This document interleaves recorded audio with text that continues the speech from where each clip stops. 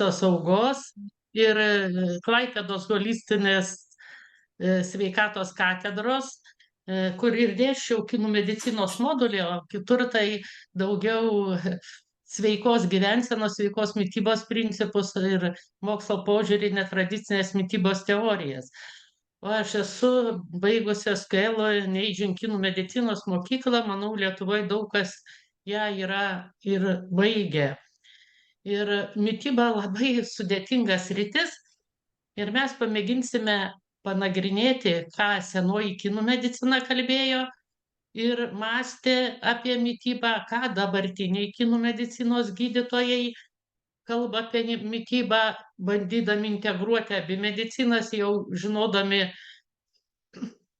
baltymus, riebalus, angliavandenius, kokius receptus siūlo, kaip visa tai koreliuoja ir šiek tiek kaip kinai suprato medžiagų apykaitą ir ar mityba buvo pagrindas, ar vis dėlto pagrindas gydymas kitais metodais, kaip veikimas taškų, refleksoterapija, akupunktūra arba žolės. Tai jūs visi žinot, kad tradicinė kinų medicina labai populiarėja, dabar jau virš 2000 recenzuojamų ir impact faktorių turinčių žurnalų ir labai geri rezultatai gydant įvairias ligas ir mokslinis paaiškinimas tyrinėjamas, ypač Oksforde. Ir teko rašyti dalį vadovėlio holistinės sveikatos katedroje ir ten daugiau buvo mokslinis pagrindimas.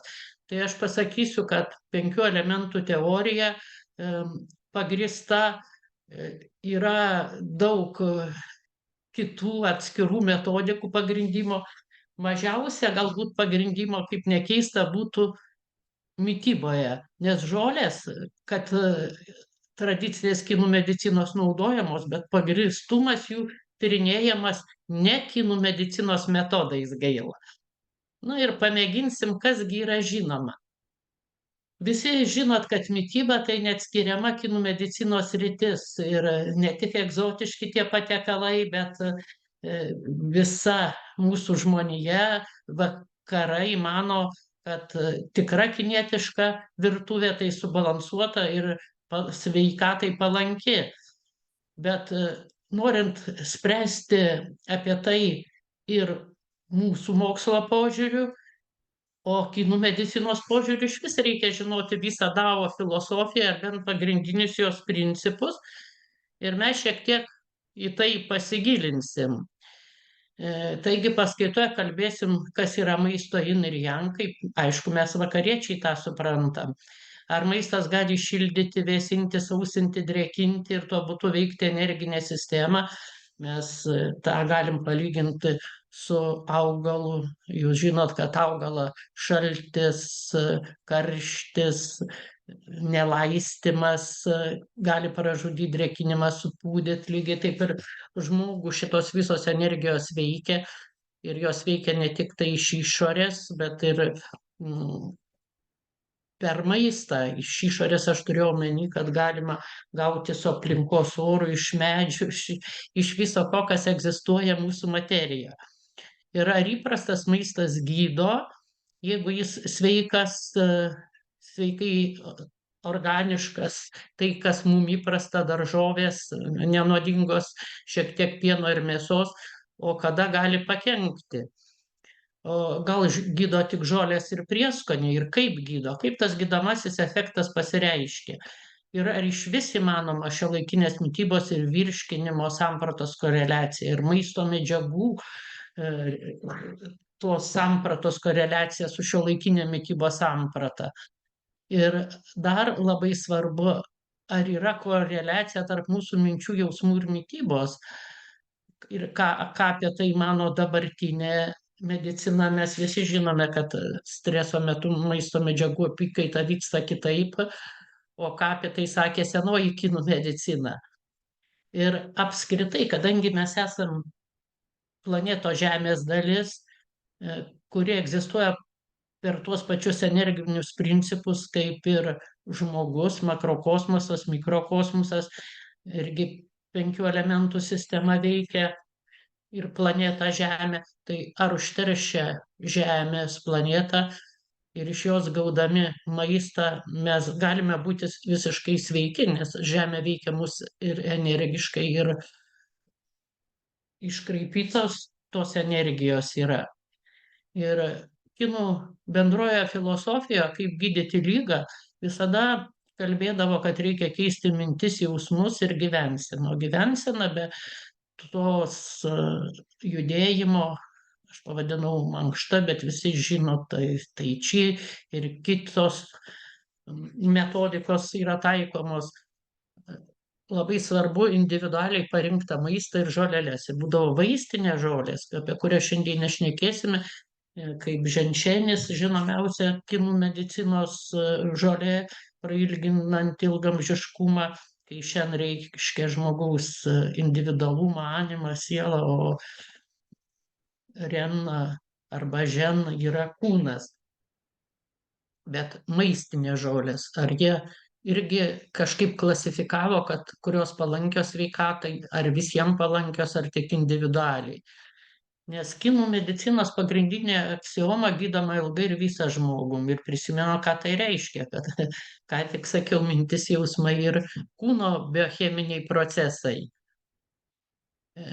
Ir reikia gydyti visą žmogų ir mes žinome, kad energija či esanti kiekvienoje iš stichijų ir kiekviename iš taškų turi 3 lygmenis, kaip ir visa energija schema, tai yra 5 integraliniai blokai, vadinami stichijomis arba elementais, 3 kūno dalių ir perikardo kanalai, kurie yra tarsi jungtis tarp žemiškos plotmės ir aukštesniųjų neįprastų kanalų, kurie valdo netgi mūsų DNR ir atsakingi, kaip dabar įrodė Oksforde mokslas, atsakingi už autoimuninės onkologinės ligas, tai yra pažaidus DNR.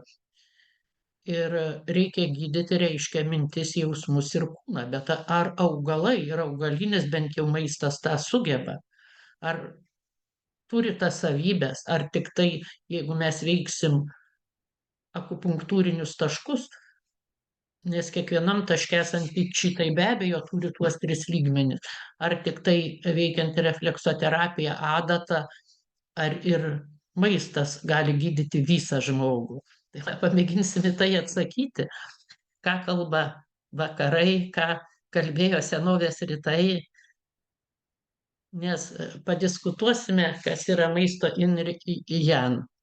Tai bendraja prasme šitas Dao ženklas reiškia gyvybę, kurie generuoja visą, kas egzistuoja pasaulyje. Ir čia matome ir visų 5 elementų užuomazgas, o bendraja prasme tai viskas Yan ar Yang, galima ir taip tarti, yra energija, jin yra materija. Elektronas yra dalelė ir banga. Ir viso materialaus pasaulio mastu, bet kuri energija yra Yang, o materija Yin.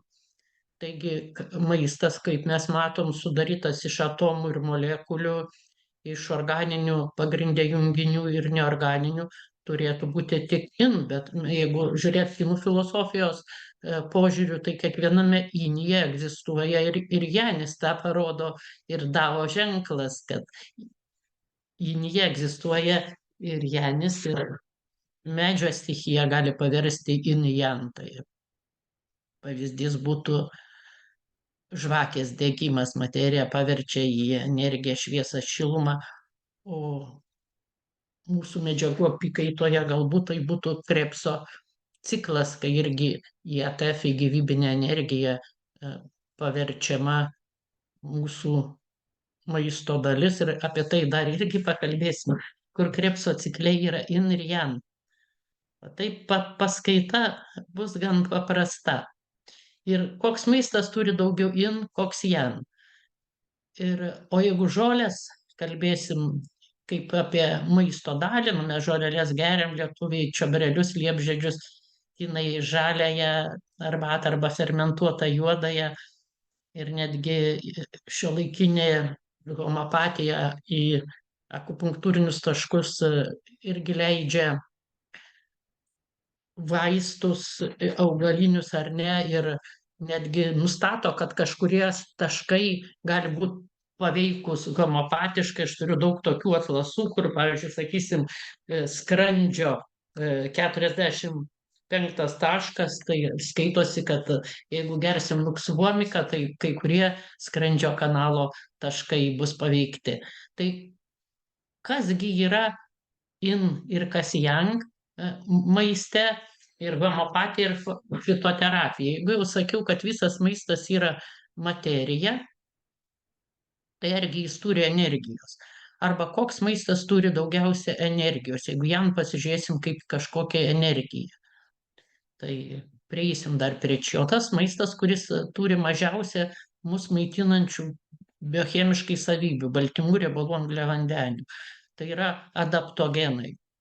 Jie pagal dabartinės kinų medicinos aiškintojus, pagal mokslinius straipsnius smarkiai paveikia akupunktūrinių kanalų veiklą ir taip pat veikia kaip ir biochemiškai. Pavyzdžiui, ženšenis turi labai daug sudedamųjų dalių, ženšenezidų, ašvaganda, nors čia daugiau indiškas adaptogenas, vitanolidų, tai yra bet jeigu juos vartosim, daugumoje kanalų padidės energija ir jan energija. Taigi, kuo maistas mažiau termiškai apdorotas, o daugiau yra augalinis, ypač šaknys, nes yra žemės elementas, o žmogaus kūnas taip pat žemės elementas, tai yra yang. Yang yra maistinės žolės, už tai jos turi daug energijos, kuri gali gydyti. Fitoterapija yra gydomas tiek kinų medicinoje, tiek šiuolaikiniai vakarų medicinoje. Gydymas in principų, tai yra biocheminiam sudedamosiam. Pavyzdžiui, medetkas, jeigu aš užpilsiu spiritu, aš gausiu raudonos oranžinės spalvos karotenoidus, bioflavonoidus, fenolinius junginius ir visa kita, kas yra žieduose. Ir tai veiks kaip antioksidantai.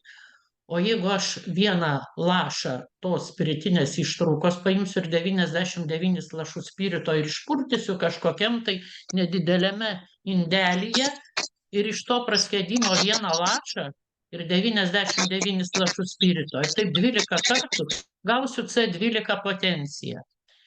D potencija 1:10, C1:100 ir skaitosi dar stipriau veikia C potencija. Taigi biocheminių medžiagų beveik neliks. Aš tūkstančius kartų, dešimtis tūkstančių kartų praskiesiu. Senoji homeopatija irgi gimė Kinijoje, nes jau rodžiau atlasus, homeopatiniai vaistai sustiprina tą energiją yang, kurie eina tiesiai į kanalus. Ir už tai kai kurie vaistai leidžiami tiesiai į akupunktūrinius taškus. Visa tai kilė iš senosios kinų filosofijos ir homeopatijos. Reiškia, augalinis maistas, netgi jeigu ne žolelės, kodėl valymasis ir šiais laikais, ir kai kurios teorijos kalba, kad kuo daugiau vartosit augalinio maisto, bet aišku, neturi būti silpna žemės stichija, kasos ir blužnies kanalas. Ta pripažįsta ir pripažino ir rytai, ir vakarai. Tai tada gali daugiau augalinio to maisto. Ir tada mes gausime energiją, nes tik energija pagal kinų mediciną gydo. Taigi augalai rytų tradicijoje gydo ne tik savo cheminėmis veikliosiomis dalimis, nes homopatiškai potencijuojant jų jau beveik ir negaunam, bet energinėmis savybėmis. Tai yra energija, viršų jūs matot či ženklą, kuris harmonizuoja visus 3 lygmenis. Aš parodysiu atskirai. Jūs matėte energinę žmogaus schemą, kad tai yra 8 kanalai mintims, 3 kūno dalių RMC jausmams, o žmogus kaip kryžius, žemė viduryje, yra 5 integraliniai blokai, kaip dabar bando sakyti fizikai, chemikai, bet tai mūsų kalba, o senovėje tai vadindavo stichijom elementom, o kinai netgi karalystėmis tas 5 energijas, nes kiekviena turėjo savo tam tikrą vaidmenį, ten širdis imperatorius, pavyzdžiui, kepenys generolas, todėl ir vadino alegoriškai karalystėmis. Ir reiškia maistas, kinai žiūrėjo, kaip veikia žmogaus energinė schema, nesgi ir tokių dalykų kaip lavonų skrodimas ir tikslus žinojimas visos tos anatomijos ir kaip vyksta medžiagų apykaita nebuvo. Netgi jų knygoje, reiškia, šventojoje Neidžin knygoje, aš ją turiu tik rusų kalba, kai geltonasis imperatorius Kipo kalba su Žiniu, tai kalbama, kad per daug didelę reikšmę skiriame tai mechanikai, iš kūno išstudijavimui, o reikia žiūrėti į kryptį, spalvą, šviesą ir tą jungtinius kanalus, nes jūs žinot, kad kanalų, jeigu neįprastus atmesime, o pridėsim prie tų 10 kanalų 3 kūno dalių RMC, bus 12, tai 6 jungtiniai kanalai, kurie apjungiami vienu neįprastu kanalu ir padaro žmogų. Kaip atskiri ražai, nieko nebus, o jeigu juos apjungsim kažkokią virvelę, gausi šluotą, taip ir žmogų apjungia neįprastas kanalas ir žmogus tada jau yra kaip idėja. Bet kadangi jis turi kūną, tai tada žmogų reikia maitinti. Bet maitinti ir biochemiškai, nes mes susidedam iš elementų esančių mūsų planetoje Žemėje ir visi įsivaizduoja, kad maistas yra iš Žemės, bet pasižiūrėsim, kad Žemės dirvoje tai anglies nėra, silicio gal daugiau. Ir pasižiūrėsim, iš kur mes imam tos biocheminės sudedamąsias planetoje, o energija či, kadangi mes esam Žemės dalis, tai skaitosi, kad mūsų gimtoji planeta Žemė pagal senąją kinų mediciną, kas sunkiai yra įrodoma moksliškai ir labai mažai straipsnių, nors straipsniais bandė amžinatilsį akademikas Jurgis Brėdikis pagrįsti, kad Žemės magnetinis laukas duoda energiją 5 tom stichijom ir kad jis yra šiais laikais iškraipyta. Ir matot nupiešta tą ženklą či, tai neįprastiem kanalam 3 brūkšneliai, jausmam CRRMC tie 2, o kaip jau minėjau, žmogus kaip kryžius, energija ateina iš 4 krypčių, šiaurė, pietūs, rytai, vakarai, ir 4 kelių susidūrime yra žmogus, atsiranda kieta kristalinė gardelė, atomas, šviesa susitraukia, energija pagimdo materiją. Ir čia ir gydo žmogų. Viršutiniai brūkšneliai gydo neįprastus kanalus. Čia yra žmogaus schema pavaizduota ne kaip energinė schema, kurią aš rodžiau 3 lygmenų, o kaip ten ženklas, kuris reiškia didis žmogus, tikras žmogus. Žmogus, kuris žino, kad virš jo galvos dangus, o po kojų žemė, nes VTR ir MC kanalai tai hieroglifas reiškianti žmogų, o šitas hieroglifas yra didis žmogus ir virš jo galvos dangus 8 neįprasti kanalai, mintis, o čia per brūkšnelį yra in, ištisinis brūkšnis jan, tai yra 8 neįprasti kanalai, nuo jų ateina 3 kūno dalių kanalas, jau susiliejus kiaušialąstei spermatozoidui ir formuoja žmogų. Vėliau gimus žmogui atsiranda kanalas MC. O in kanalai tai yra tos 5 stichijos, kurios ir dalyvauja formuojant žmogų ir visos jos dalyvauja ir mitybos procese. Ir jos visos dalyvauja įsisavinant maisto elementus, kuris po visokių transformacijų virsta mūsų kūnu. Ir ten irgi 3 dalių kanalas labai didelę reikšmę turi, kad maistas virstų mūsų kūnu, ne tik žemės stichija, skrandis ir kasa blužnis, kas irgi labai yra įdomu.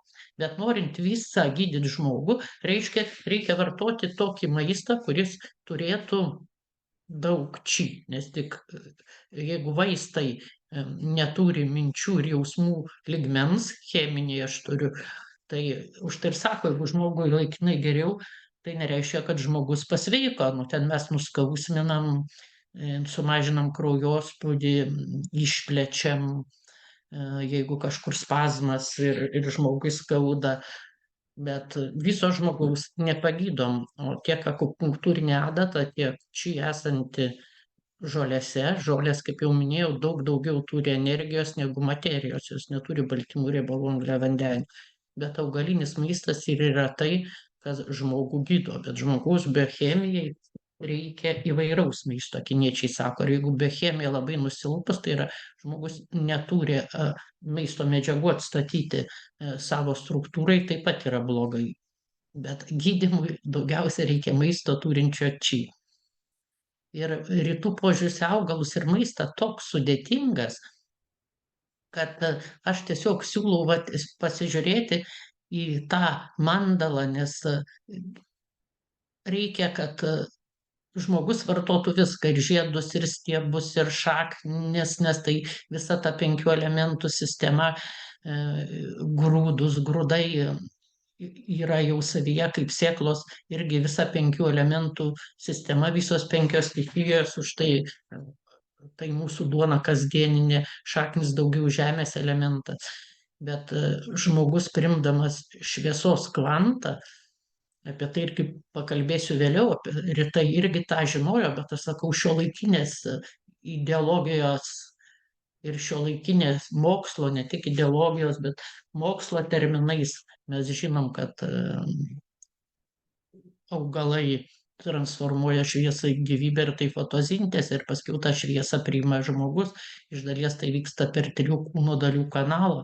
Taigi tai nėra paprasti mainai, vien biocheminė statyba, kad šiluma iš angliavandenių, apie ką nežinojo, angliavandenius, baltymus ir riebalus kinai to visiškai nežinojo, nors dabartiniai kinų medikai, rašydami savo mitybinės knygas, be abejo visą tai surašo ir parašo ir tą mokslinę dalį apie maistą, ką žino dabartinė medicina, tą integruoja. O jie žiūrėjo grynai kaip į galimybę gydytis, kaip į galimybę plėsti sąmonę, kaip į galimybę gauti visas energijas. Ir netgi tą įsisavinimą maisto sakydavo, kad gerosios energijos plonasis žarnyno kanalas atrenka, ir mes žinom, kad plonajam žarnyne mobilizuojasi visa maisto medžiagos, o nereikalinga, visa, kas nereikalinga imperijai maitinti, imperatorius širdis, o visi kiti organai, tai jau pavaldus jam, išmetama. Ir yra nuolankusis tarnas, storasis žarnynas turi visą tai išmesti. Ir va, čia žmogus, kaip ten ženklas, kuris žino, kad virš jo galvos dangus ir po kojom žemė, kurie viską jam duos, ir maistą, ir viską kūrybai. Net tai, ką mes kūrėme kaip sintetika, tai irgi duoda žemė, naftą, geležies rūdą. Ir žmogaus energijos algoritmas tai yra 20 kanalų, 8 neįprasti ir 12, kurie turi savo trajektoriją ir nesinaudoja kitais kanalais, nors jie eina giliai į kūną, bet mes veikiam juos per paviršių. Ir jūs žinot, kad žmogaus kūnas turi netgi gerimo savybę, tai tam tikrus, ne maisto, tam tikrus augalus, maistą tai nebent aliejų naudoja karštą, kad žmogaus kūnas įgertų šiek tiek į sąnarius, suteptų. Ir rytuose maistinių žolių funkcijų ir augalinio maisto funkcijų būtent teikti energiją ir harmonizuoti žmogaus mintis, protą bei jausmus ir gydyti organų sutrikimus. Ir atstatomasis tas poveikis, poveikis, tai teikti tas sudėtinės dalis, ką mes dabar vadinam baltymais, riebalais, angliavandeniais, nu aišku, ir daugybė mineralų ir vitaminų.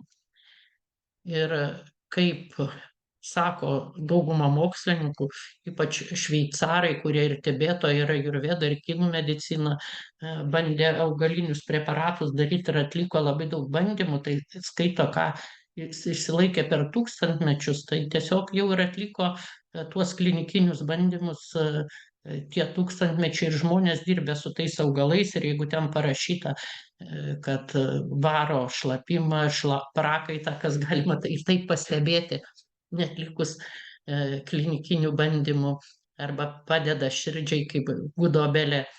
Taip ir kinų medicinoje daug kitų augalų. Tai yra, galima visą tai atrasti, bet ilgų bandymų keliu. O pagal kinų mokymą, bet koks maistas be energijos či, dar pagal skonį, šiek tiek turi tos maistinės energijos ir visom 5 stichijom. Energija, dar kartą kartoju, tai yra ta statybinė energija, jinai mažai eina į kanalus, o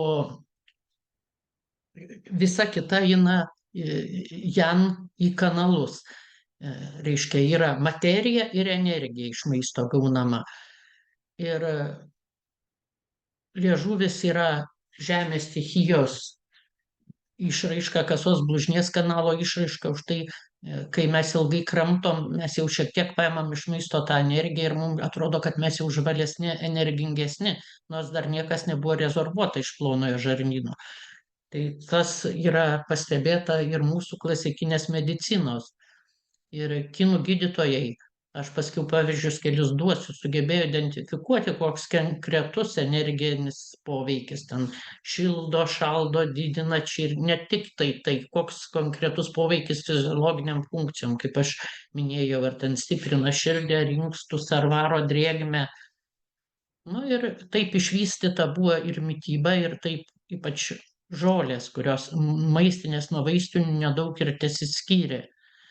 Ir skoniai ir stichijos. Aš norėjau iškart pasakyti, kad aš čia rėmiausi ne tik senąją kinų mediciną, bet visą laiką sekiau 2 žurnalus, tai Evidence-Based Complementary Alternative Medicine, ypač žurnalą, kuris nagrinėja skonių įtaką funkcijom. Ir, pavyzdžiui, kartus buvo ajurvedinės žolės, kinų žolės ir netgi vaistai nuo špatai. Visada spazmolitinis, mažinantis temperatūrą, plonąjį žarnyną veikianti širdį, skonis, tai reiškia ir virškinimą plonąjį žarnyną.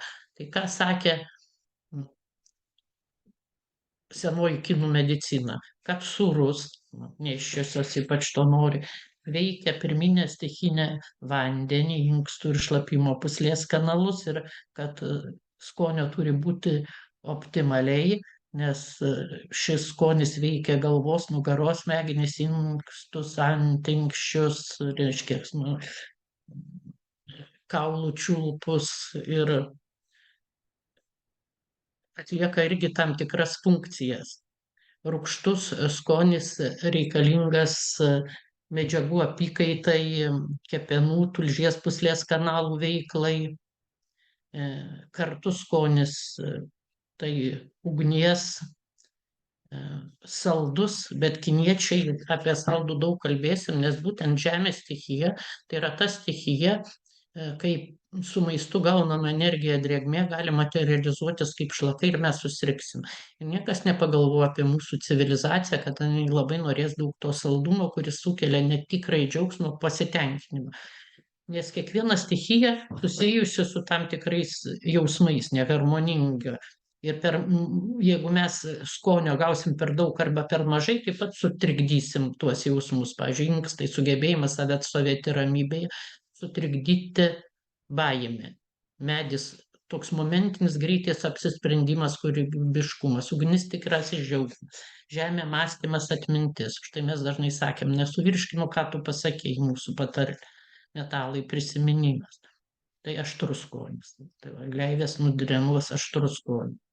Plaučiam ir storajam žarnynui reikalinga. Tai skonis maitina visus 3 čia lygmenis.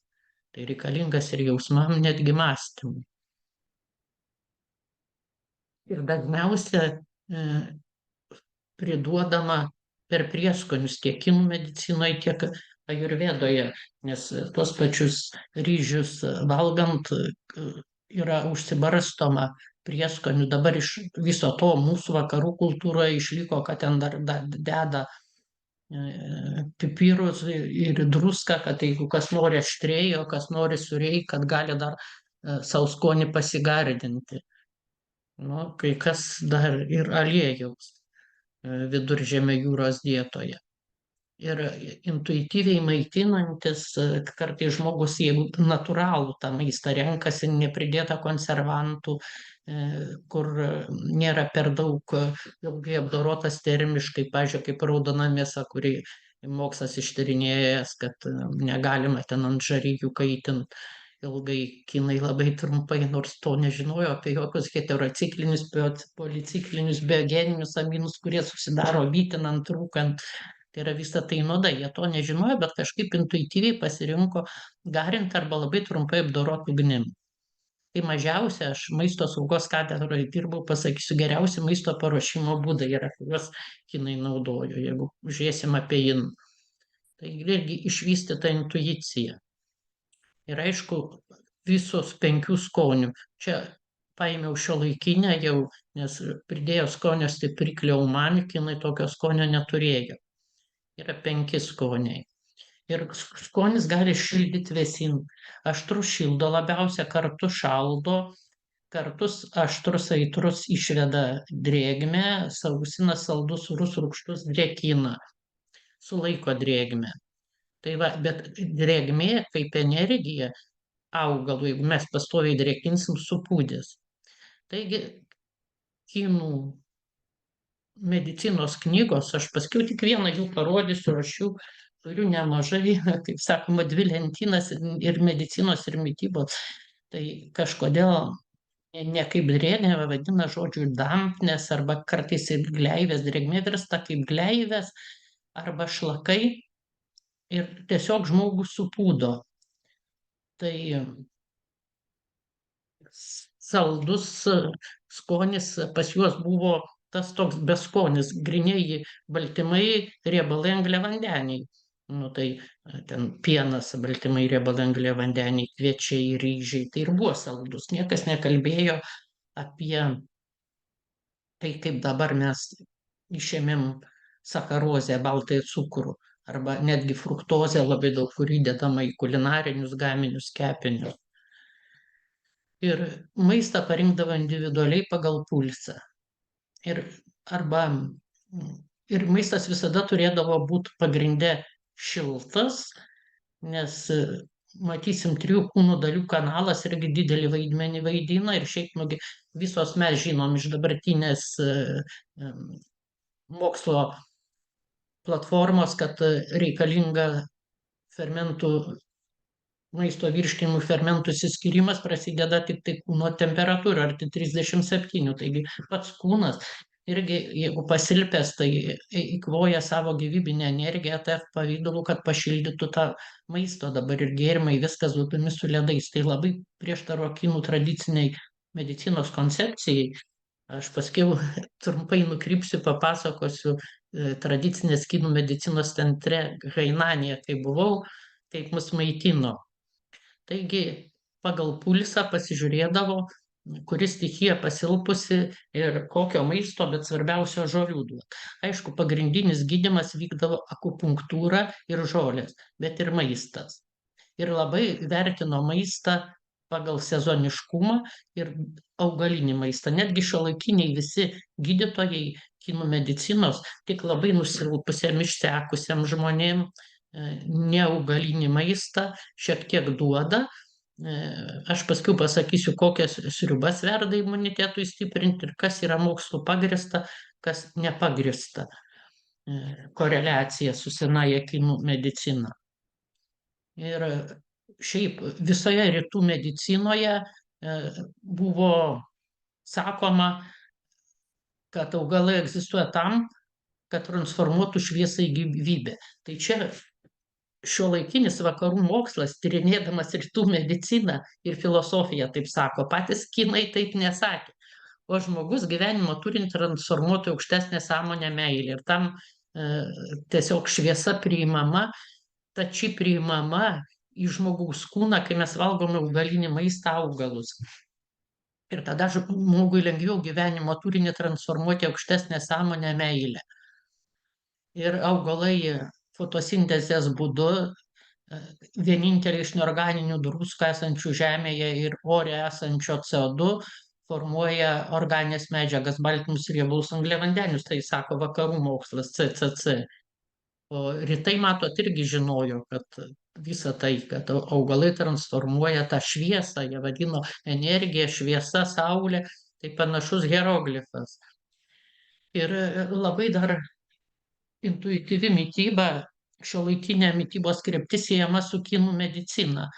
Kai kas sako, kad kinai sakydavo, kad žmogus turėdamas paprastą maistą intuityviai turi nujaust. Širdis nekorumpuota, turi sprendimo balsą. Širdies hieroglifai yra, kad jinai priima tiesioginį žinojimą. Bet tai ir lietuvės močiutės žinodavo, kad reikia spręsti širdimi pagrindinius gyvenimo, ypač moralės klausimus, už ko ištekėt. Kartais protų priimtas sprendimas nebūna teisingiausias, o širdis yra, širdie yra dvasia, link, nemirtingumas, meilė, solidarumas. Ir va, pavyzdžiui, žmonės solidarūs su kitais būdami, tai jie dalinasi maistą. Tai čia aš kalbu apie aukščiausią solidarumą šeimoj, tautoj. Kai badauja sūnus, kartais motina negali valgyti, jeigu kažkur yra. Tai va, nemirtingumas, meilė, solidarumas, trečiojo apačioje yra, matot, pats žmogus. Tai yra paskutinio to neįprasto kanalo Čiongmai energija, Ren arba Žen. Ir ar visos 5 stichijos dalyvauja mitybos procese? Taip, kaip pasakiau, mes per daug nesinagrinėsim, nes jūs žinot, kad ir inkstai, kepenys iš šiuolaikinės medicinos pusės, plonasis žarnynas, ypač žemė, apie žemę, kasas blužnies, skrandžio kanalai ir storasis žarnynas dalyvauja. Kiniečiai irgi turėjo tam tikras savybės, kad kiekviena iš tų stichijų kažką tai medžiagų apykaitoje darytų. Ir sucentruoti visas energijas, būtent mitybos pagalba, galėjo žemė. Ir yra specialus masažas skrandžio ir kasos blužnies. Skaitosi, skrandžio kanalas atlieka tą funkciją, kaip ir mes dabar suprantam, ir skaido tas visas maisto medžiagas, o kasa blužnis kelia ir tiesiog padeda įsisavinti. O jeigu yra per daug saldaus skonio, tai negatyvi žemės energija, gleivės, smėlis ir auglys bet kuriame organizme. Tai vadinasi dampnės, drėgmė materializuojasi. Aš nežinau tiksliai už tai, kad yra dampnės, ne vien ta žodis yra angliškai 2 žodžiai, kurie drėgmę nurodo. Tai būtent jie vartoja tą dampnės. Ir kanalus taip pat pažeidžia ir įkyrios mintys, pernelyg intensyvus protinis darbas, tai šiais laikais, nes atmintis, protinis darbas irgi žemės stichija. Ir maisto subtilėje energija jau perima, kaip sakiau, kasos blužnies atstovas liežuvis. Ir netgi kasos blužnis gali, jeigu mes valgom vieno skonio maistą, jis kaip transformatorius gali pagaminti visas 5 energijas, bet labai išsenka. Už tai reikia kuo įvairesnio skonio maisto ir kuo daugiau prieskonių. Tai kinų medicinos abėcėlė. Ir kaip mes, kuo mažiau perdirbto maisto ir kuo mažiau tų gleivių. Va, ką reiškia žemė centre? 4 stichijos, o žemė yra centre. Skaitosi, žemė išėjo iš centro. Jeigu maistu, jeigu gaunam visų skonių, reiškia, mes galim sucentruoti ir pagerinti šlapų išėjimą. Per prakaitą šlapimą išmetas. Kinai, aišku, tyrinėjo ir tuos dalykus be pulso. Bet tai dabar užmiršta ir aš pati buvau kinų medicinos centre, mes ilsėjosim su dalim gydytojų, tai to nedarė. Darė pulso diagnostiką, akupunktūrą ir taip. O žemės stichijos lygmenis, kryptis centras, energija, drėgmė, planeta Saturnis, skonis saldus, spalva ochra. Šiaip jeigu po žemės mantiją žiūrėsim, tai yra ochra. Ir skrandžio, jan ir kasos blužnies kanalai. Liežuvis, jausmas, mąstymas, nenormalus įkyrios mintis. O šiais laikais įkyrios mintis labai toks susirūpinimas, galima sakyti. Ir drėgmės perteklius dar susidaro ir nuo įkyrių minčių, nuo daug saldaus skonio, labai daug pyragų. Ir kai nesveikas virškinimo traktas. Ir žemė dargi apdoroja visą, kas vyksta organizme, kaip sakoma, visų požiūrių susikirtimo taškas. Tai aš irgi galvoju, kad va, tas desertas, kuris vakaruose paplito po valgio ir tapo įprastas vaišinant svečius, irgi labai pakenkė, nes kinai sakė, kad žemės stichiją stiprinsime, jeigu maitinsimės grūdais ir daržovėmis ir žolelių arbatomis. O valymosi metu karčios ir aštrios žolės. Skonis gamtoje, jau kaip minėjau, grūdų skonis. Ir drėgmė ir šaltis ir sąnarių ligas, gleivės, cistas, miomas, akmenis, polipus, netgi energiniuose kanaluose yra ta dampnės, ta drėgmė.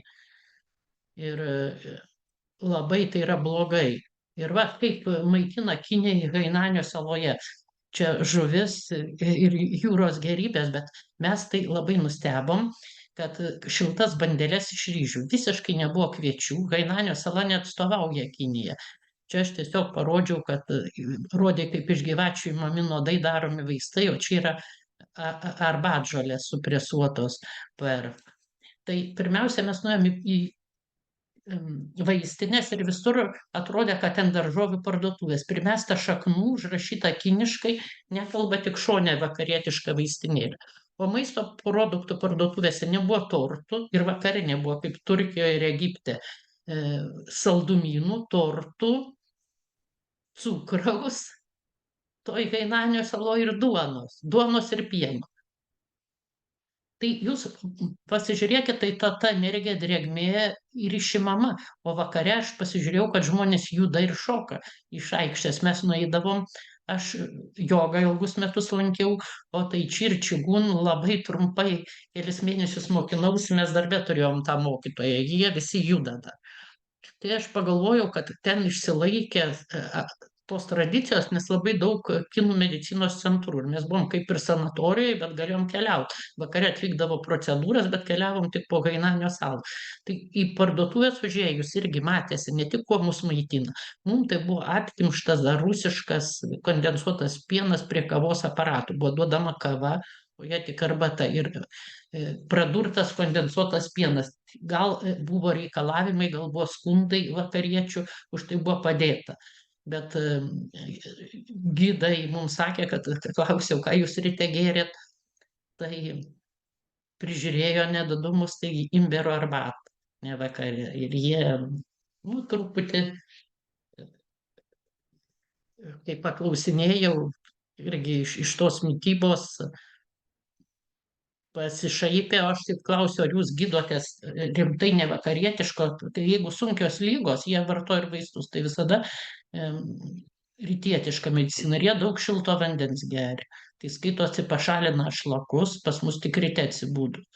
Išlikę liaudėje įprotis, ką aš sužinojau savo centre, o man buvo parinkta daug žolių, bet maisto atskirai aš paprašiau, kad parinktų, sakė, šiltą maistą valgyti ir irgi kuo mažiau mėsos ir pieno, nes paveldėjau iš mamos silpnesnį skrandį ir matyt turėjau jau tos energijos drėgmės, nes seneliai buvo be pensijų, grįžę iš Sibiro, 3 vaikai, Molėtuose, kadangi tėvo brolis buvo partizanas, mums nedavė kolektyvinio sodo ir daržų, aparė ir mama labai dažnai maitindavom smiltiniais blynais, buvo su uogienė.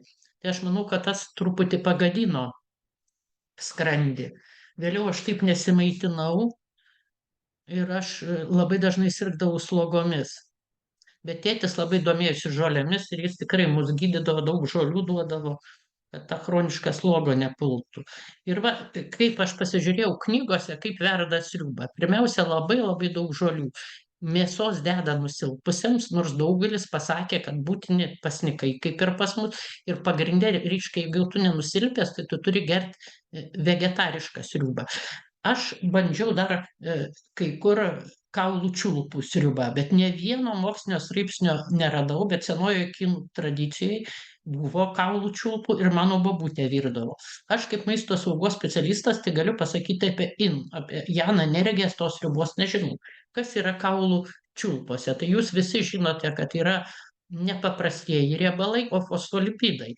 Tai yra kitokie riebalai, kurie labai reikalingi mūsų sinapsių veiklai, nervų veiklai, tai fosfolipidai, kepenų veiklai ir smegenys. Smegenys sudarytos iš fosfolipidų.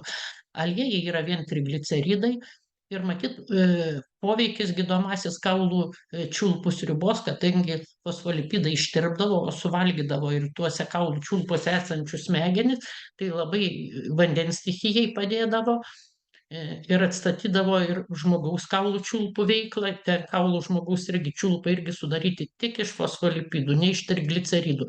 Fosfolipidai lieka išspaudose. Mūsų kultūroje mes viską kepam, mes naudojam aliejų. Todėl kiniečiai gydė kaulų čiulpų sriuba, bet aš jos neįdėjau dėl to, kad dar kartą, čia aš visada atskiriu mokslą nuo savo asmeninės nuomonės. Aš pasakiau, kaip maisto saugos specialistai, tik savo asmeninę nuomonę, bet neradau mokslinio pagrindimo ne vieno, nebent kai kurie gydytojai sakė, kad stiprina imunitetą, bet jie pačioj irgi mokslinių straipsnių neduodavo. Jie tiesiog iš senosios kinų tradicijos žinojo, kad tuo cukrinio kaulo, kuris turi kaulų čiulpus, sriuba stiprina imunitetą. O šiaip imunitetą stiprina ir mėsos sriuba retkarčiais nusilpusiam su daug žolelių. Aš pažiūrėjau, kokias pagrindė naudoja. Tai jūs pasižiūrėkit, kad ir lotoso sėklos, goji uogos, bet mums nebūtinai reiškia. Ir visokios kinietiškos žolelės, laukinis jamsas, bet aš kinų gydytojos, kuri gydo vien moteris, daugiau ginekologė, tai jinai imunitetui stiprinti siūlo vien vegetarinės sriubas, jinai vegetarė matyt pati. Ir pati stipriausia pagal ją sriuba tai yra brokolių išvirti su morkom ir kiek įmanoma daugiau pridėti prieskonių, bet jinai deda dar česnaką ir svogūną, kalendrą iš mums žinomų prieskonių, galime įdėti šiek tiek ženšenį, jie irgi vartoja kaip prieskonis. Ir druską ir pipiras pagal skonį. Paprikų reiškia įvairius prieskonius pagal kinų medicinos savybės. Aš paskui parodysiu, kaip kinų medikai žiūrėjo į kai kurių ligų gydymą ir kai kuriuos prieskonius uždrausdavo. Kodėl? Tai tikrai ne pagal biocheminės sudedamąsias, o pagal energinės savybės. Ir yra daug kinų medicinos terapijų, kurios įtraukia ir mitybą. Netgi vienas ir kitas straipsnis. Va, tiesiog apie mitybą tradiciniai kinų medicinoje. Ir visur rašo, kaip reikia maitinti visas 5 stichijas, žiūrėti skonius ir kad kinai nežinojo baltymų, riebalų, angliavandenių. Betgi mitybai naudoja viską, kas ten juda, už tai, kad trūko baltymų tuo metu. O mes gyvenam baltymų pertekliuje. Mūsų medicinoje daugiau kaip 10% amino rūgščių neįsisavinamos, jos neina į Krebso ciklą ir reikia jas išmesti ir atsiranda šlapimo rūgšties druskos vietoj šlapalo. Ir šita, pavyzdžiui, visos mitybos knygos yra pagrįstos pirmiausia, kad maistas turi būti organiškas, tai yra ekologiškas, kad pagal sezoną, tai kuo mažiau svetimų kraštų maisto, tai čia rytų medicinos teorijos ir būtinai šiltas. Ir pagrindė vegetariškas, bet kartais mėsą galim vartoti. O straipsnių mokslinių tai tik apie irgi atskirų augalų savybės. Aš apie baklažanus dariau savo video, bet aš moksliniais straipsniais remiausi. Aš paskui duosiu, ką kinų išlikę užrašuose dar 18-19 amžiaus. Jie tiesiog pagal pulsą nustato, kokią ten stichiją veikia, bet jie daugiau parašo ne kokią stichiją veikia, kas paprastam žmogui nesuprantamu, tiesiog palanku širdžiai, palanku inkstam, bet tai nustatyta empiriniu būdu, lygiai kaip mes, pavyzdžiui. Valgydamas morką senovės lietuvis tik jautė skonį. Jisgi nežinojo, kad morkoje ten yra daug gliukozės, nežinojo, kad morkoje yra karotenų. Visa tai buvo vėliau nustatyta mokslo. Tai ir kinų medikai visiškai nežinojo maisto sudėtinių dalių, bet empiriniu būdu žinojo, kaip veikia, nes ir mes empiriniu žinom, kad kmynai mažina pilvo pūtimą, gerina laktaciją. O dabar irgi labai vystosi žolininkystė dėl to, kad jie nori ir parduoti, tai komercinis dalykas labai daug tų žolių. Ir atrasti žolės, kurios tiktų ir stiprintų visas stichijas, taip pat žemės stichiją, išvestų drėgmę.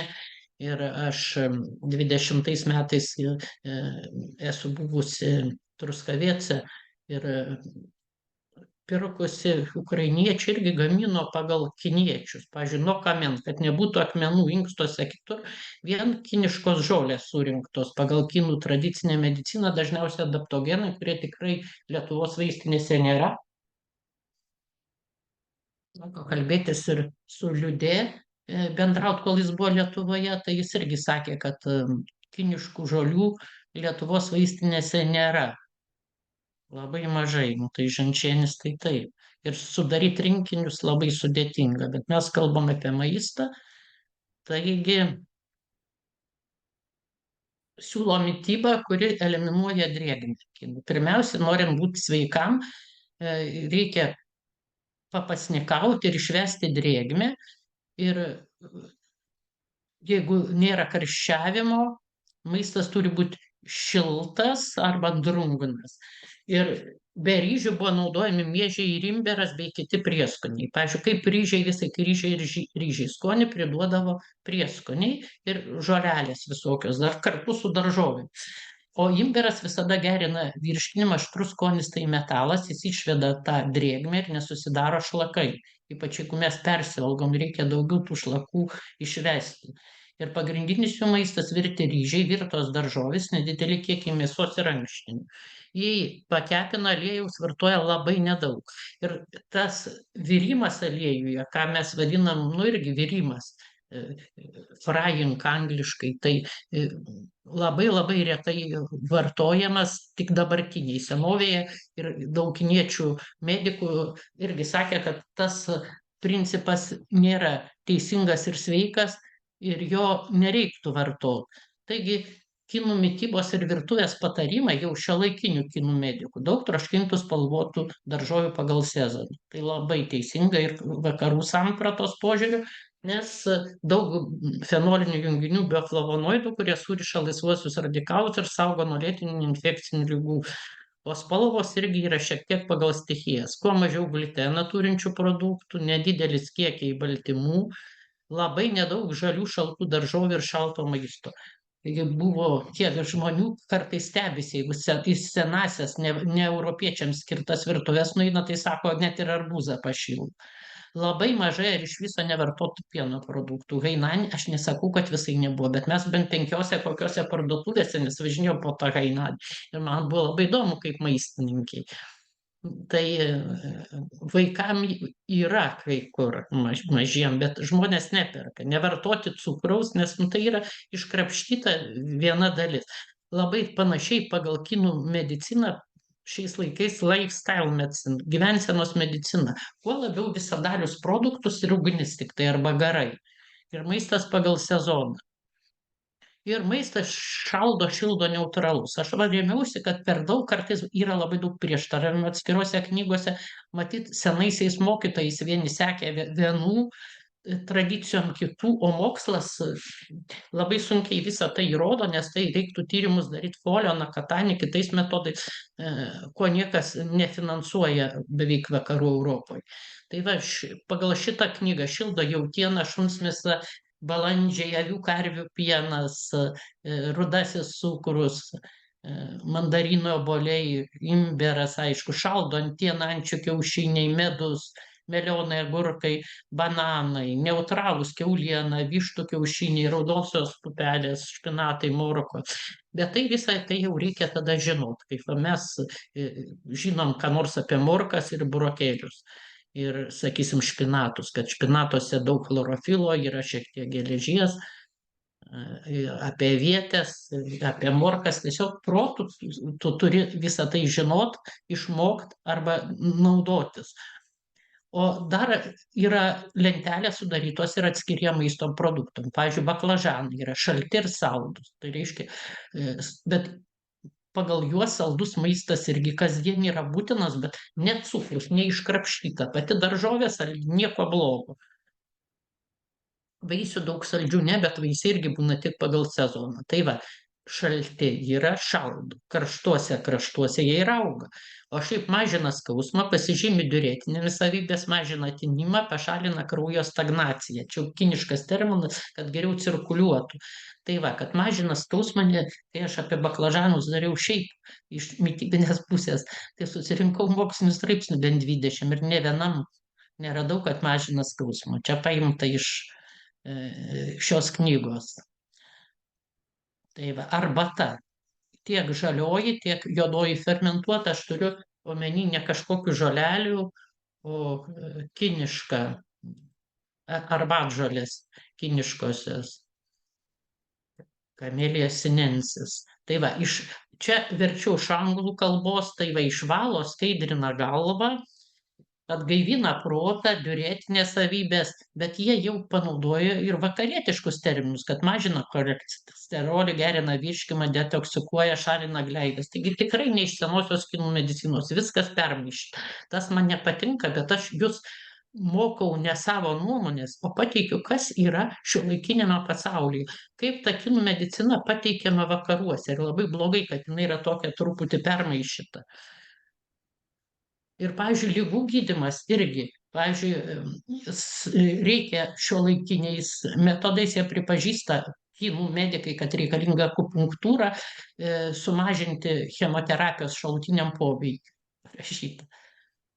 Tai reiškia pripažįsta, kad vakarų pasaulyje pirmiausia chemoterapija. O aš ten klausiau, rimta lyga, jie eina pas kinų medicinos metodas ir tie du mūsų gydai ir jie buvo labai išsilavinę, bent taip save skaitė, po kelis aukštuosius baigė, kalbas po kelias mokėjo ir kad jie eina akupunktūrą ir jeigu vėžys ir žolėm. Ir sakau, ar jūs taip jau ir pagyjat? Sakė, didesnė tikimybė pagyt. Tai va, detoksikuoti ir stiprinti organizmą. Tai vengti raudonos mėsos, labai nedidelis kiekis žuvies, kas išsekė ir kam reikia baltymų. Galima šiek tiek vištienos, bet geriau žuvis, pieno produktų, kavos, cinamono, anyžių, pipirų. O niekur neradau. Kodėl cinamono? Nes labai stiprus antibakterinis poveikis ir mažina kraujo krešumą. Galbūt dėl to, kad mažėja trombocitų, tai mažėja kraujo krešumas. Aš tik tai dėl to. Bet čia mano nuomonė. Aš niekur neradau, kodėl cinamono veikia. Šiaip tai skystina kraują. O trombocitų mažėja chemoterapijos metu. Taigi kraujas skystėja ir išsiliejimai, aš manau, dėl to empiriniai dalykai. Šiaip aliejaus kepimui visai nevartoti, tik tai galima šiek tiek į salotas, nes kepant visada šiek tiek susidaro peroksidų aldehidų ketonų. Tai ir vengti streso vidurių užkietėjimų. Pavartoti jūros dumblius, šitakė grybus, lindžiai. Lindžiai yra Ganoderma lucidum lotyniškai. Ištyrinėtos savybės Gainanio saloj man padovanojo tą grybą, buvo mokslinio tyrimo laboratorija ir tie grybai auginami. Papaja, saldymedis. Saldymedis top žolių 10, jis valo limfą. Jeigu patiriama daug streso, atgaivina, kaip ir mažina to neigiamą kortizolio poveikį. Tai aš sakau, gal atsižvelgia į vakarietiškas daugiau savybės. Nes detoksikuoti, valyti, bet pasižiūri ir tas senasias savybės. Aš manau, kad akupunktūra veikia labiau, o savybės tai yra išvalyti žmogų ir detoksikuoti. Pavyzdžiui, vidurių užkietėjimas, vengti streso, įtampos. Mes tuoj prieisim, kaip stresą suprato kinų medicina, aštraus maisto, virto maisto, mėsos. Ir, pavyzdžiui, receptas apačioj tuščius skrandžius suvalgyti 2 bananus ir išgerti stiklinę vandens.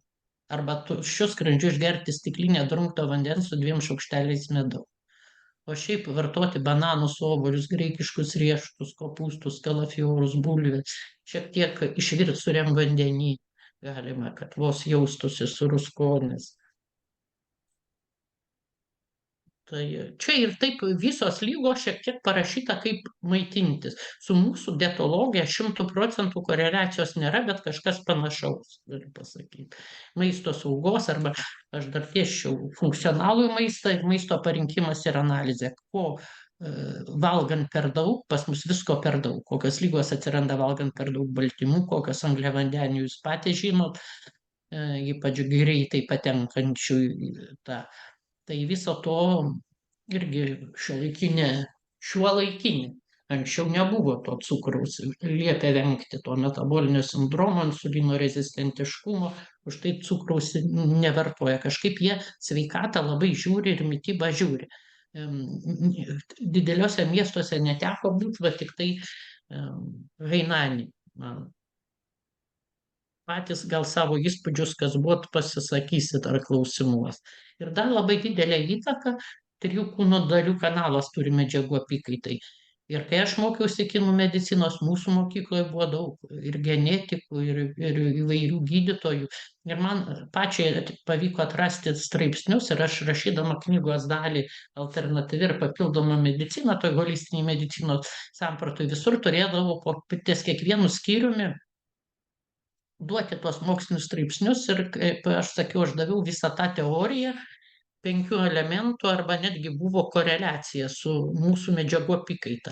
Bet, kaip sakau, apie maistą, būtent koks maistas kokias ligas gydo ir tik gydytojų pasisakymai daugiau negu moksliniai straipsniai. Jeigu yra moksliniai straipsniai, tai jie tik tai mūsų medicinos pagrindu. Tai va, medžiagų apykaita, tai aišku, kad ugnis tai endokrininė sistema, hormonai, virškinimo sistema, kvėpavimo sistema, plaučiai, vanduo, kraujotakos ir imuninė. Ir tai daugiau su vakarų koreliacija yra anabolizmas, maisto medžiagų jungimasis, šarmas minusas, jan katabolizmas, skilimas. Vanduo in materija, ugnis jan energija, medis in verčia jan, metalas jan ir in kvėpavimas, iškvėpiam CO2, jau suskaldytą materiją paverčiam energiją. Žemės struktūros, o 3 kūno dalių kanalas suformuoja energinius centrus ir vienas jų Chunwan 12 Renmai vadinamas kanalo, tai yra virškinimo reguliavimas ir ten reguliuojama energija ir netgi manoma, kad tai turi įtakos Krebso ciklui. Ir truputį panagrinėjo mokslas, kas vyksta mitochondrijose. Mes žinom, kad mitochondrijose mūsų vyksta pagrindinė medžiagų apykaita, tai mūsų šiluma 36 ir 6 visada būna dėl to, kad gliukozė ten virsta gyvybinė energija ATF. Jeigu mes nevalgėm tą dieną, badavom, tai riebalus verčia į gliukozę ir jinai virsta ATF. 38 molekulės susidaro iš vienos molekulės gliukozės ATF. Ir va čia visą tai vyksta mitochondrijoje ant jos matrikso, vyksta oksidacija. Ir dabar kur čia in ir jan? Tai va, jeigu Krebso ciklo metu, dar norėjau pasakyti, kad vienam genui pasižeidus, tai rūgimas gali vykti ir tada labai blogai, čia jau vėžys. Ir aš sudėtingai taip neaiškinsiu, aš tik pasakysiu, kad maistas turi oksidacijos redukcijos potencialą. Ir jis yra pamatuojamas. Kažkas tai panašaus į įtampą. Jeigu čia yra vyru, ar ką jūs žinot, kad srovė teka visada iš minuso į pliusą. Krebso ciklo metu šeime yra deguonis ir plus 0,82 voltai. Ir visada ta oksidacija reakcija ir yra degimas. Jos metu įsiskiria šiluma, ne tik ATF, ir tai yra kvėpavimo grandinė. Ir elektronai deguoniui perdami, tiesiog elektronų perdavimo grandinė. Ir vyksta ne ratu, kaip dabar, o 4 blokuose. Tai tiesiog maisto medžiagos kyla ir dėl ko aš aiškinusi. Va, tai tas maisto medžiagų skilimas ir yra in, o kitoj pusėje kas čia raudonai. Tai jan srovė. Jeigu mes nebus maisto su neigiamo oksidacijos redukcijos potencialu, Krebso ciklas sunkiai vyks. Už tai reikia, visi augalai yra neigiama. Mėsa, kava, balti miltai pliusas. Labai sunkiai vyks Krebso ciklas. Medžiagų apykaita bus iškraipyta. Jeigu primsime kinų medicinos dogmą, kad viskas egzistuoja kaip 3 jėgų vienybė, in ir jan ir tarpinė, tai jūs įsivaizduojat, netgi medžiagų apykaitoje, kurioje dalyvauja 3 kūno dalių kanalas, jis atsakingas už tą šilumą, už gyvybinę energiją. Krebso ciklas irgi yra in maisto medžiagų ir energija. Teka srovė. Išėjime yra deguonis. Pliusas. Iš minuso į pliusą. Taigi visur matome, kad galime ir pagal kinų mediciną, nors gana sudėtingai, bet pareguliuoti ir tai, kas sveikuoliai empiriškai vadina ten šarminiu maistu, vienur rašo toks šarminis, kitur toks, bet jeigu moksliškai jau panagrinėti, dar kartą pakartosiu, tai yra paprasčiausia maisto oksidacijos redukcijos potencialas, kurį galima išmatuoti. Ir in chemija, o jan tai yra va, tai, kad Krebso ciklo metu vyksta elektronų pernaša ir teka srovė. Ir ar jausmai, mąstymas turi įtakos mitybai, nes čia esant ir skrandžio ir kasos blužnies kanale turi jausmų ir būseną.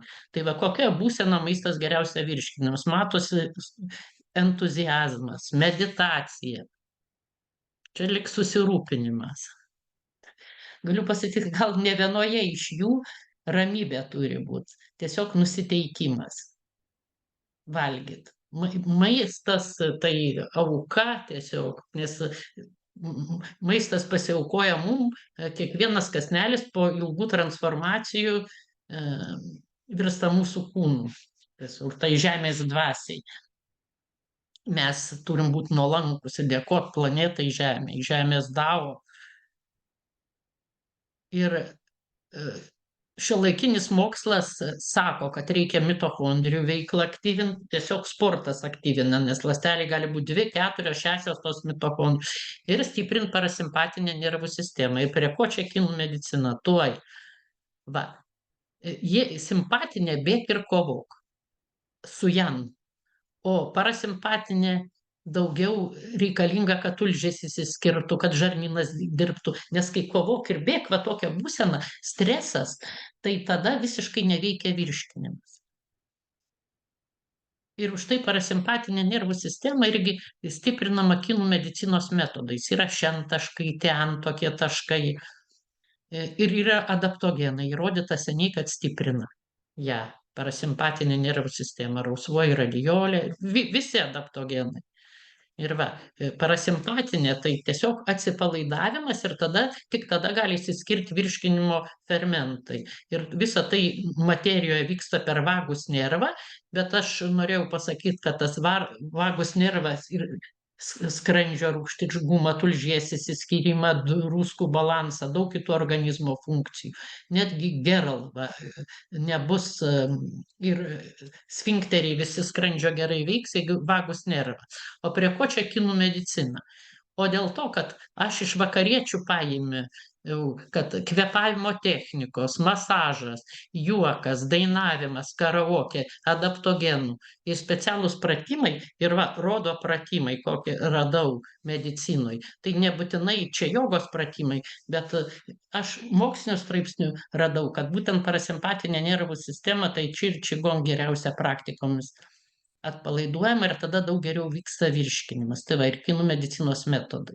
Viskas yra tarpusavio susiję. Atrodo, prie ko čia maistas ir čigong, o meditacija irgi jie meditavo. Masažas irgi vienas iš kinų medicinos metodų. Ir va, čia yra straipsnis, nors 18 metų parašyta čigong ir tai či, geresnė širdies sveikata, autonominė nervų sistema, vagus nervo aktyvavimas.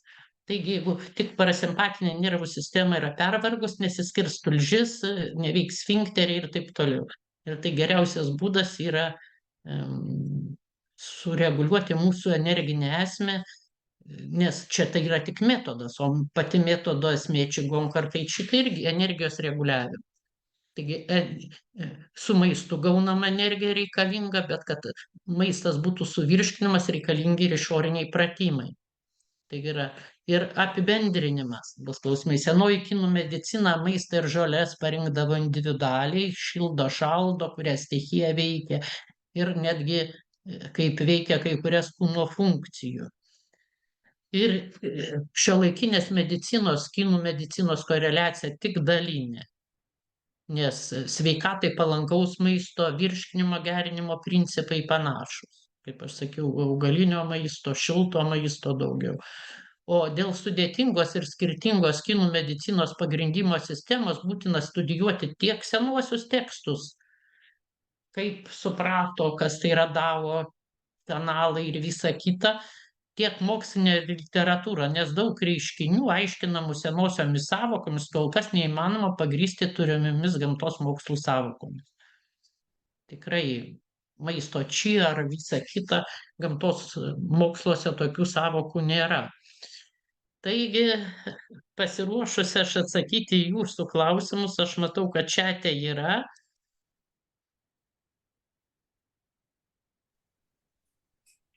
Dėkojam profesoriai ir kas norit užduoti klausimą, drąsiai rašykit į čatą, profesorė atsakys. Dabar aš matau yra vienas klausimas. Tai profesorė gal atsakysit? Aš manau, kad reikalinga pulso diagnostika dėl geležies. Ir irgi tai yra, jeigu kažkokios tai medžiagos yra per daug ar per mažai, tai kinai mano, kad jeigu pasikeitė, kaip aš sakau, ta struktūra, kažkas kūne materialaus yra ne taip, tai veikiama kasos blužnies kanalai. Aš manau, kad žmogui reiktų palengvinti, pagerinti virškinimą, papasnikauti ir pasižiūrėti, kaip veikia pati kasa ir blužnis.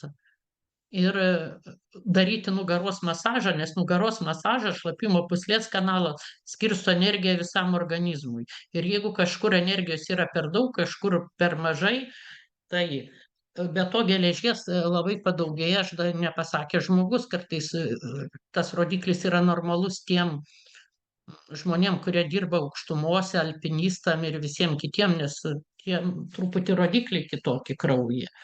Migrenos gydymui yra rūgštaus skonio, netgi, pavyzdžiui, ta kinrožė yra, reiškia, ybiškė vadinama, karkadė, egiptiečiai padovano, ir yra taškai.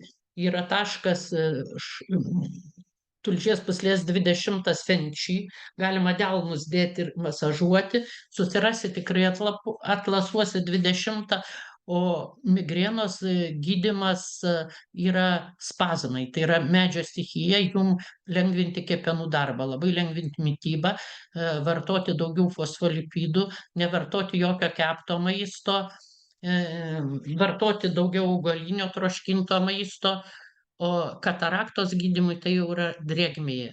Kataraktos gydymui irgi naudojami visi taškai, jūs susiraskite šlapimo pūslės 1, 2, būtinai su pavadinimais, nes garsas yra banga, kuri atidaro tašką. Ir išveskite drėgmę. Drėgmė veide labai gerai veido masažas. Šeina skrandžio kanalas, 10 taškų ir galit pamasažuoti visą skrandžio kanalą. Šiaip atsisakyti cukraus, pyragų, margarinų ir tiesiog palengvinti maistą, bet jeigu yra katarakta, aš manau, kad yra ir kitos drėgmės lygos, kažkur cistas, miomos arba padidėjęs cholesterolis. Tai nėra viena ta liga, nes niekada nebus viena. Kaip vyksta organizmo detoksikavimas pagal kinų mediciną? Tai pirmiausia, žemės stichija, kai pastatoma į centrą pagal juos, tai skiriasi energija drėgmė, tai va, pavyzdžiui, ligos metu. Kodėl pakeliama kūno temperatūra? Nes labai daug susidaro šlakų, toksinų, kai bakterijos virusai veikia ir mes juos pašalinam per sinusus, per bronchus, tas gleives. Jeigu pageriam žolelių aštrių ir karčių, šalinasi net šlakai. Pavyzdžiui, jeigu tulžies pūslės akmenim, tai irgi šiltas vanduo truputį su citrinom sultim, pas mus su spanguolėm. Ir po truputį tie šlakai šalinasi, nes kažkada prieš 15 metų ir vyras gėrė ir žoleles ir labai lengvino tą mitybą ir vartojo labai daug imbero ir naktį aš išvežiau, bet sakė, kodėl nedarėte į kažkokį sloikelį. Rado jau, kad akmuo išėjęs, pagal šlapime šiek tiek kraujo, matyt, nubrozino tą šlapimą, taigi bijau kažką nusišnekėti, aš tiksliai neatsimenu. O ar galima vartoti, jį sviestą galima nedideliais kiekiais, jeigu jis gerina virškinimą ir jūs, jeigu retkarčiais vos pakepinat daržovės, tai galit vartoti drąsiai. jūsų rekomendacijos sausio organizmo tipo balansui palaikyti, tai pavartoti daugiau aštraus skonio, gerti imbero arbatas, sumažinti kiaulienos ir pyragų kiekį ir retkarčiais vartoti lietuviškas žoles, kaip gydyti sinusitą. Irgi vartoti žoles išvedančias gleives, kaip ir šalaviją viską. Jeigu tai vaikas, tai aišku, kad neduot saldainių, neduot šalto maisto, neduot pyragų.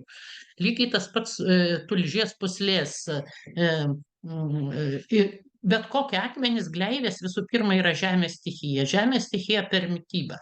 Mityba, jeigu saugusiam žmogui, tai kamieninės ląstelės atsinaujina 30% sumažinus bendrą kalorijų kiekį. Ir tada pasigamina kaulų čiulpuose kamieninė ląstelė, kuri gali virsti širdies ląstelė, kepenų, ir organai regeneruoja, ir kraujo. Ir kartu švediami šlakai. Pirmiausia, riebalų rūgštis, amino rūgštis pačios negali būti blogos kažkokios, bet iš amino rūgščių sudarytas netgi vėžio auglys. Ir tai yra išardoma pirma, antra stadija. Kaip palaikyti pakankamą kiekį geležies ir energijos lygį? Kasdieniniu maistu. Ir geležies, pavyzdžiui, avietės, vištiena turi 1-2 mg procentus, o avietės iki 7 mg procentų. Aš kartais sumaišau su bananu, pašildytų, netgi žiemą atšildau ir sutrinu. Ir aš turėjau vienu metu, kaip ir nuo vaikystės, tai gal vienu metu valgykloje valgau vegetarę, nes ir valgydavau mėsą. Ir man lyg irgi taip skrandis pradėjo sunkiau virškinti ir neįsisavino geležies iškart. Ir labai sumažėjo. Ir atvirkštinis procesas, aš pagal kinų mediciną masažavau nugarą, jau pas masažistę yra taškas, gyvybiniai centrai didintis hemoglobino kiekį, bet aš beveik išėmiau mėsą, man labai pagerėjo virškinimas ir iškart, kai pagerėjo virškinimas, padidėjo ir hemoglobino kiekis. Nors aš mėsos sumažinau labai, beveik nevartojau. Neaiškios kilmės dažnas gerklės skausmas plaučių kanalas. Jūs galit ir su druska gargaliuot pro čia, eina ir plaučio, ir skrandžio kanalas. Gal ir rūgštinis, nes čia taškas E10 yra. Ten šu. Tai aš atgal nespėjau visus atsakyti. Polipus gimdoje irgi polipai, cistos, miomos, viskas, kas ne taip ląstelėje, matosi po mikroskopu, echoskopu, MRT, matosi plika akim, polipai, yra žemės stichijos sutrikimas. Lietuviai visi turi žemės stichijos sutrikimų, nes kugeliai, cepelinai, per daug krakmolų, cukraus, miltiniai blynai, uogienės, geros šeimininkės būtinai turi daryti pyragą ir uogienės, pas mus toks įsitikinimas kvailas. Kinai saldumynų beveik neturi, arba retai, tie rytietiški saldumynai, tai kažkokios razinos, riešutai, datulės su prieskoniais, kaip ir indai daro, taip ir kinai. Ir visą tai sumažintų, bet aš visada sakau dar kreiptis į akupunktūristus, kurių Lietuvoje yra nemažai, ir medicinos mokslų daktarų, tiek Kaune, negaliu vieno rekomenduoti, kas autoimuninės alopecijos, dar reiktų ir neįprastas kanalų veiklą veikti ir šiek tiek papasnikauti. Kinų medicinoje galima 1-3 paras pasnikauti geriant arbatas švelnes išvest. Tai jeigu storesnis 3 dienas, jeigu 1 dieną paskiau arba trečdaliu sumažint, panašiai kaip dabartiniai pasnikai, kalorijų kiekį truputį papasnikauti ir lengvesnį maistą. Ir visos tos vadinamos neišmanimo lygos yra dėl prasto virškinimo. Norint tas šią atstatyti į centrą, reikia, kad maistas turi būti suvirškintas. Turi taip maistas lengvai slysti organizmų, kad visiškai nesijaus nei skrandyje, nei tulžies pūslėje, kepenys neturi skausmo receptorių, nei žarnyne pilvo pūtimą. Badavimas gydytojų prižiūrint, labai daug kas po to apsigadino kasą dėl netinkamo išėjimo. Arba gali, mano vyras badavo 10 dieną ir tai pasidarė bloga, kaip tyčia medaus nėra. Tai jis prieš tai gal pats pabaigė prieš badaujant, buvo vaikų, tai aš pas kaimynę nubėgau, gydytoją ir davė į vandenį ir taip jis išėjo. Sakiau, nueik į klinikas, nes jį biškį žiūrėjo, sužinau, kad badavo, kaip vyksta medžiagų apykaita, labai geri kraujo tyrimai buvo, viskas, niekas nerodė, kad jokį šlakai šalin. Bet jam paskiau pasidarė silpna, matyt, iš riebalų nelabai vertė į gliukozę ir gliukozės kiekis sumažėjo ir jis pradėjo alpėti. Tai aš tą buvau pasiskaičius, aš daviau. Labai yra taip, lėtinė laimo lyga, pažeisti sąnariai. Irgi reikia, jeigu pažeisti sąnariai atsiradusios deformacijos, pirma išvesti šlakus, labai lengva lėta mityba, o iš mūsų augalų, kurie gydo sąnarius, yra varnalėšos, ajurvedoj ciberžolė, o šiaip užmuša visas bakterijas, yra juodasis kmynas tiek rytuose, o pas mus juodgrūdė. Ją vadindavo prie smetonos černucha, bet būtinai vartoti visą juodgrūdžio aliejų, nes visi fosfolipidai ir bakterijas naikinančios, net helicobacter pylori, lieka išspaudose medžiagos. Ir juodgrūdė yra naudojama irgi rytų medicinoje, gal daugiau ir vedoje negu kinų medicinoje, bet jeigu klausim atsakyt, kaip pasakė Liudė, labai mažai yra pas mus kiniškų žolių, kur galėčiau atitikmenį pasakyti. Ir labai kai laimo liga, jinai yra panašiai, tai ta boreliozė. Dabar aš dar 6 new messages. Ką glaukoma yra akies nervo pažeidimas, daug geriau refleksoterapija, ir jeigu akies nervo jau pažeidimas ir po truputį užakimas, tai skaitosi skysčių pusiausvyros sutrikimas. Jūs pasižiūrėkite, ar jums sveikesni inkstai, tinimą, prakaitavimą varančio žolė, ir jokių būdų nepakenkit inkstų ir vandens stichijai, nes nervų sistemą pagerint tai vandens stichija. Kojų venas, jungiamasis audinys, tai irgi yra kasos blužnies, dažniausiai paveldimas, silpnesnis kasos blužnies energinis kanalas. Tiem žmonėm, jeigu moteris dažniau sirijos susidaro gimdant, ir yra venų maestro, kasos blužnies 9 taškas, o stiprina spalvotos daržovės, nes turi specialių medžiagų, antocianinų, rutinų, vienu žodžiu, visi antioksidantai labai stiprina vėjas. Venas, kvercetinas, rutinas. Ir labai blogai, kad lietuviai vartoja kaip vienbulvės. Daržovė šakniavaisinės reikia patroškinti su daug prieskonių, paskui ten dėti cukinijas, kitas, ir net 10-15 daržovių naudot troškiniam. Tai ir mokslo įrodyta panašiai.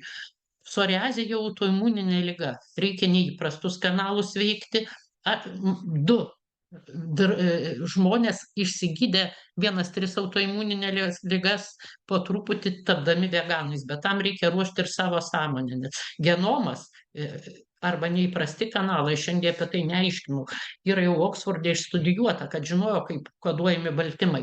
Dėl mūsų mąstymo tai nereiškia, kad kažkoks negeras mąstymas, tai skaito, kad galbūt tai iš protėvių, tai daugiau genetika, tai daugiau giminės idėjos, galbūt netęsėt to talento, kuris įdėtas.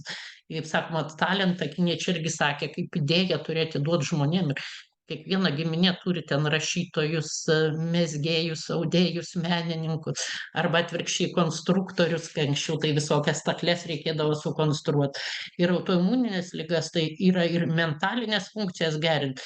Ir jie po truputį tapo veganais. Karininkas išsigydė, posėdėjo vežimėlį, ir vienas iš mano tolimų giminaičių 3 sarkoidozė, sisteminė raudonąją vilkligę ir išsėtinė sklerozė. O kitas nuo psoriazės visi sąnariai buvo. Ir jam sunkiausia buvo, kai tik nevalgė mėsos, galvas skaudėdavo, tai jis po biskį ją mažino, negalimas. Taigi dabar nevalgo net lašišos. O autoimuninį tiroiditą taškai irgi E10 šiuitų, ir kaip visos autoimuninės lygos, dar mano kanale pasižiūrėkit, labai reikia lengvinti mitybą. Atsiminkit, kad autoimuninės lygos neperneša jokių stresų, dirbti tik mėgstamą darbą, daugiau pailsėti, maistas labai lengvas ir labai žiūrėti kepenų sveikatą. Kepenys paprasčiausiai neperneša jokio kepto maisto ir taip toliau. Jūs žinote, kad dalis fermentų yra aktyvuojami kepenyse, skydliaukės. Ir skydliaukė lik juos pagamina, bet tada jinai kepenys ir ten iš neaktyvios formos paverčiami į aktyvę. Ir lik tai tų fermentų jum ir truks, jeigu kepenys bus užterštos. Ir pagal kinus irgi medžio stichija valdo skydliaukę. Tai medžio stichija, medžiagų apykaita, už tai atsiranda autoimuninės lygos. O medžio stichija yra labai didelis intensyvus, kai reikalinga labai staigiai daug apsispręsti ir visa kita, įspraudimas savęs į rėmus ir silpnesnės kepenys. Kepenys pasidaro silpnesnės arba persirgus gelta, arba kai vaikui duodami kūgelis, po to saldainiai, po to dar kepti miltiniai bliuniukai, o vasarą kiekvieną dieną ledai. Tai iš kur bus sveikos kepenys, juo labiau kepenys skausmo receptorių neturi, o fermentai padidėja tik kai jos jau serga. O aš kabutėse pervargusių kepenų, kol kas mokslas neturi tokių kraujo analičių, kad parodytų, kad jau kepenys silpnai dirba. Kaip rasti sveikų patiekalų receptų? Kurkite, va, kaip mano įsigydė cistas miomas, viena pusseserė, tai jinai sakė, aš 50 patiekalų moku iš cukinijų, netgi kugelio, o iš baklažanų kokius 200.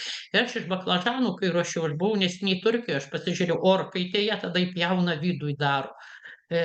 Tada supjausto, orkaitėje vėl kepimas geriausias, nes be riebalų, bet kad baklažanai visai neturi, tai šluotelė aliejaus, atskirai patroškina daržovės, ant viršaus užtep ir galima sūriu apibarstyti, kad būtų baltymų, nugi pilna, jūs pasižiūrėkite bet kur. Dabar yra labai daug sveikų patiekalų, kur rodo tiksliai kaip daro ir nereikia mokėti kalbos, arba net jeigu ir angliškai parodo ten vieną šaukštelį ir rodo viską kaip daro. Tai labai daug ir, pavyzdžiui, net toj pačioj Turkijoje didelės bulvės orkaitėje su visa lūpena, tada vidų biskį išskobia, sumaišo su sviestuku ar tą bulvių košę, bet dar prideda troškintų daržovių ir taip darytos bulvės vienas pagrindinis patiekalų. Ir svarbu nekepti mėsos, kad nesusidarytų daug nuodų ir iš vis keptuvę labai retai naudoti, orkaitėje daugiau kepti.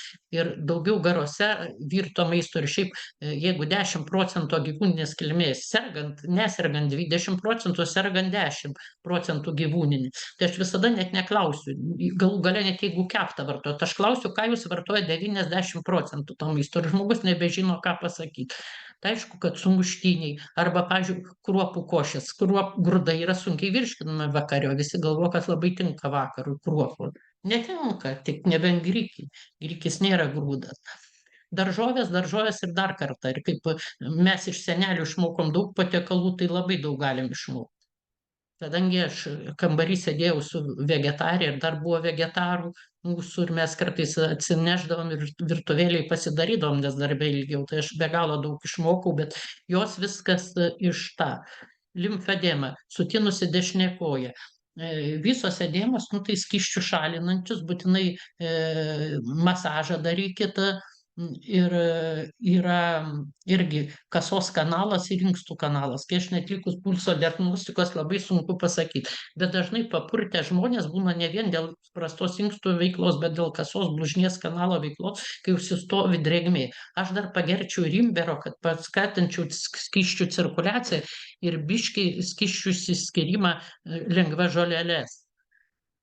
Psichikos lygos labai žiūrėti žarnyną ir sumažinti amino rūgštis. Pasižiūrėkite, ar amino rūgščių perteklius kenksmingas ir yra įrodyta, kad